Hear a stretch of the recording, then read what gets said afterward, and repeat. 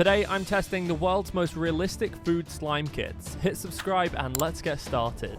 Okay, so I got a ton of these kits gifted to me by GT Creation Slime. I'll link their website below, but they do the most realistic food slime kits out there. And the first one I'm opening up is for cinnamon rolls. These kits basically come with utensils and all of the food slime ingredients to make the thing you want to make. And this kit literally came with everything I could ever need, including a literal pan to put the cinnamon rolls in. Now, the first thing I need to do is take the butter out of the container. Again, I'm always blown away with how realistic they've made this look. The first thing we need to make is the actual dough the cinnamon rolls are made out of, so we need to mix the butter with the eggs. These eggs come in the cutest little duo packaging, one of them being the white and then one of them being the yolk. And you basically have to make the eggs yourself, so I put a little bit of the white down and then added the little yolk on top. And I was obsessed with how these looked. I low-key didn't want to mix them in, but of course we're following a recipe here, so I'm going to. I used a really cute little red spatula they provided and just mixed it all together till it was smooth. Now the first part of the dough was made, it was time to make the second part. So for this, I'm literally just adding the pre-made dough the kit came with. I'm pretty sure this was just soft clay, but it was so satisfying to mix together, and it made the creamiest and softest and smoothest base for the cinnamon rolls. Now that was done, it was time to actually roll out the dough, so I used some of the slime flour that was included and then just covered it in it. It's really important to be very generous with this because you do not want this sticking to the table. I then used the super cute red rolling pin that was included and then just rolled it out as flat as I could for it to be like a realistic thickness, and I tried to kind of keep it like a square shape so that when it rolls it's even. The next step is to add the cinnamon filling, and I loved the smell of this. It smelled like fresh cinnamon rolls, and it was such a unique texture. It kind of felt like a snow fizz slime and a mix of sand in there as well, which is literally exactly how I imagine cinnamon sugar to be like. And I then just tried to spread that as evenly as I could all over the dough. I'm gonna be real, this was a little bit difficult, but I was kind of thinking once it's rolled up, you're not really gonna see the cinnamon sugar anyway, so it's not that important. Once it was rolled up, I then used the knife and made little markings of kind of where I think I'm gonna cut the cinnamon rolls. I'm gonna be honest, I really did not think that this was gonna work very well, and the first one really did look awful, but I wasn't gonna give up, so I just tried again, and the second one was absolutely perfect. I was so happy with how it came out. I placed it into the tray ready for the others and then just started cutting the rest of the roll. I think I made about 4 cinnamon rolls that I was actually proud of how they turned out, and the rest were kind of flops, but I just kept going because you know what, having an ugly cinnamon roll is better than having no cinnamon rolls at all. And I figured once they were in the tray they were gonna look all cute, and I don't know, it did look a little smushed, I'll be real. The next step for this is the cooking powder. This is basically to make it look like it's been in the oven, and I just used the paintbrush and covered all around the edges of the cinnamon rolls with it. Because a lot of them didn't look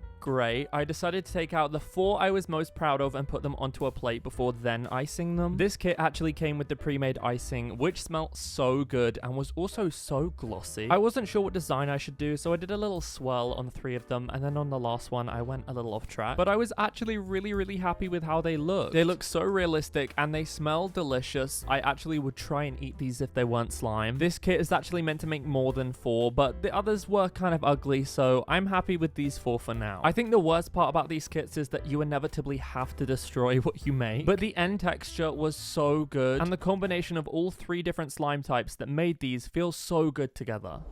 The next realistic food slimes we have are actually kind of already pre-made for us. They're basically the cutest yogurt slimes. There's one strawberry candy one granola one, and then a chocolate one. I'm gonna start off with the strawberry, and the packaging of these is so cute. Now, the texture of this was so good. It was so unique. It almost felt like it had a little bit of instant snow in, because it was like kind of a hybrid between a jelly slime and a thick and glossy slime. Anyway, it's basically the perfect consistency for swirling, and once decorated with all the little candies, it looked so cute and also smelled amazing, just like strawberry yogurt. The next one we have is actually the one I'm kind of most excited for, which is the chocolate one. This had the same really creamy, unique texture, and I just feel like the chocolate color on this was so accurate, and when swirling this into the container, it literally looked exactly like a froyo machine. I covered it with all of the add-ons, and again, this just looks good enough to eat. I also love how the packaging is actually meant to look like a yogurt too, and you can really tell a lot of effort has gone into these. And lastly, we have the granola one. I think this one actually had my favorite scent out of all of them, which was strange because I was expecting to like this one the least. It was a very creamy, realistic berry scent, because a lot of the time berry scents can be very artificial, and once topped, it looked absolutely amazing. And these have actually kind of made me want to go get some yogurt. Like, I'm actually craving it now.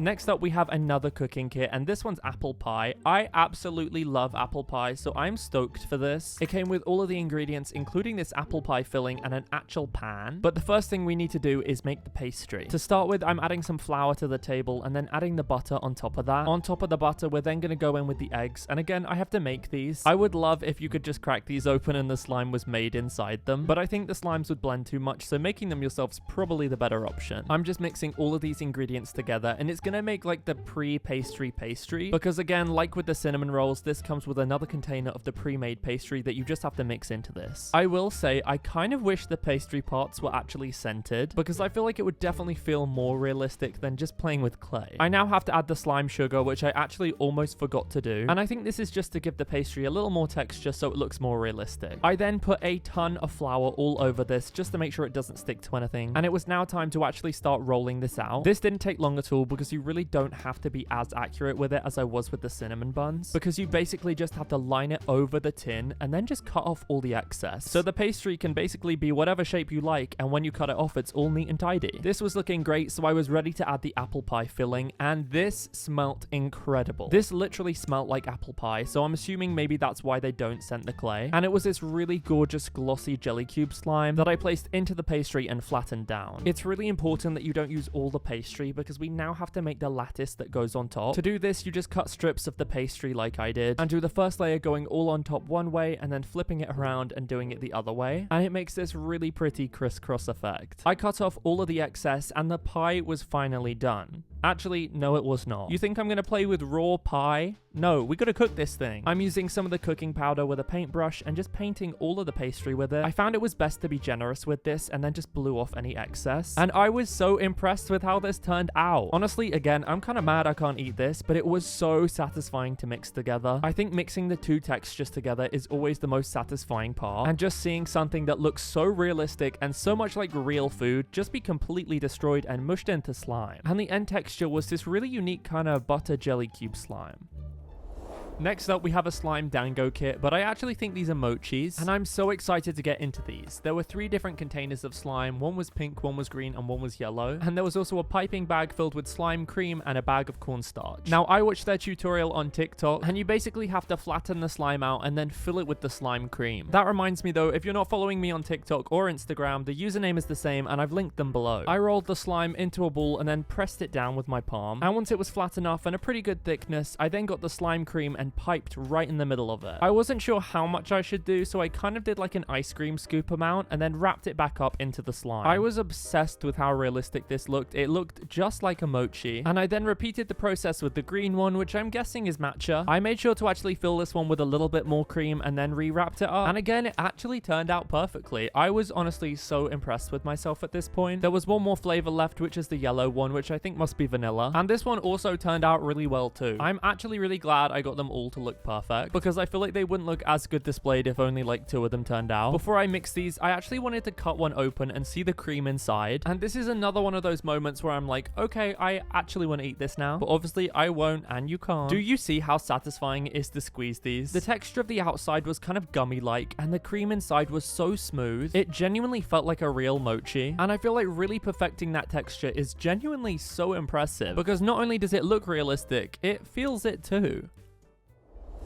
Next up, we have this lemon curd cake frappuccino. This came with all the ingredients you need, including the cup, a lemon, some whipped cream, and then the 2 slimes. First up, I'm opening up the lemon milk, and this was so glossy. It was so thick, and it smelled amazing. And the lemon curd slime was a nice thick jelly slime that also smelled amazing too. I decided I kind of wanted to do that swirly syrup thing that people do in the cups, and then took some of the lemon milk and some of the lemon curd and kind of twisted it together before putting it in the cup. I just felt like it would give it a kind of nice marbled effect. Now the main part of the drink was completed, we're now doing the bit that I'm most excited for, which is piping on the whipped cream. I do not know how they've got the texture of this so pipeable, because it pipes so perfectly and it's still slime. To top this off, I'm adding the lemon charm, then adding a little bit of lemon curd around the swirl, and this was the finished result. The only thing it's missing now is a straw, but I didn't have one, so I guess we're gonna have to just destroy it instead. I've already said this, but I think my favorite part is actually mixing the textures together, because pushing that whipped cream into the drink was the most satisfying thing I I think I've ever done. The end texture was super creamy and soft, and kind of like a butter jelly slime. I actually had some of the leftover slime whipped cream, so I put the slime back into the container and then repiped the whipped cream on top. So I was actually able to make this drink twice, which I was very happy about. Well, I had so much fun opening up these slime kits. It's always satisfying to see something that looks so realistic be completely mushed back into slime. Thank you so much to GT Creations for gifting all of these to me. I'll link their website below if you want to get one. If you enjoyed this video, make sure to give it a thumbs up. And if you want to see more videos like this in the future, make sure to hit subscribe. Until then, I'll see you guys in the next one.